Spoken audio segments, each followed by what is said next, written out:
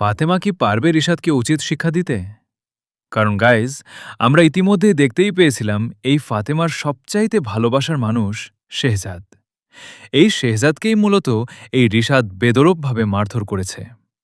Guys, আমরা ইতিমধ্যেই তো দেখতে পেয়েছি, এর ফলেই মূলত এই ফাতেমা এই রিশাদকে একটি লোকেশনে নিয়ে গিয়েছে, যেখানে মূলত ওকে উচিত শিক্ষা দেওয়া হবে, উচিত জবাব দেওয়া হবে।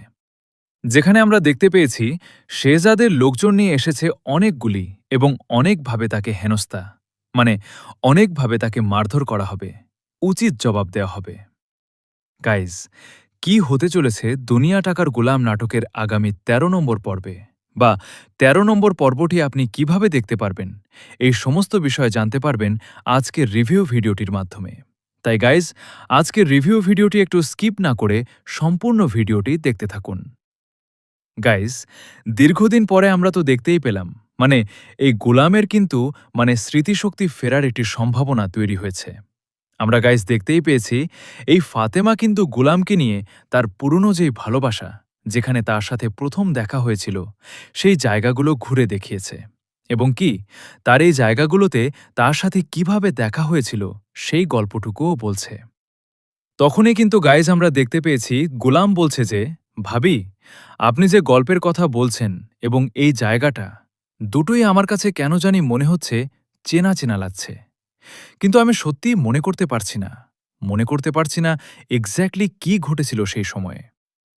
গাইজ, এতে আমরা আরও দেখতে পেয়েছি যে এই রিশাদ কিন্তু বলে যে গোলামকে আবারও তার অফিসে খাবার নিয়ে পাঠিয়ে দেওয়ার জন্য।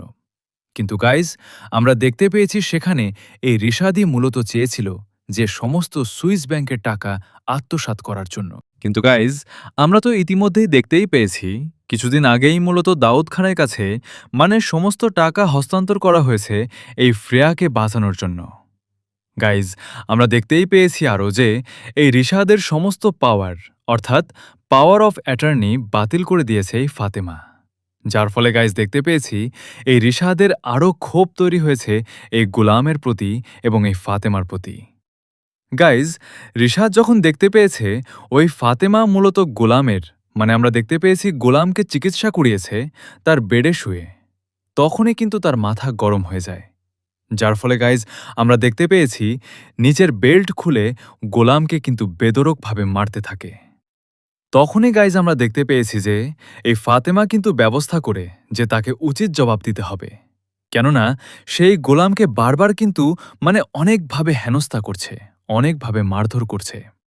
গাইজ, আমরা তো জানি এই ফাতেমা কখনো চাইবে না তার ভালোবাসার মানুষ এতটা কষ্ট থাকুক, যতই তার স্মৃতিশক্তি হারিয়ে যাক না কেন, যতই তাকে এখন অপছন্দ করুক না কেন।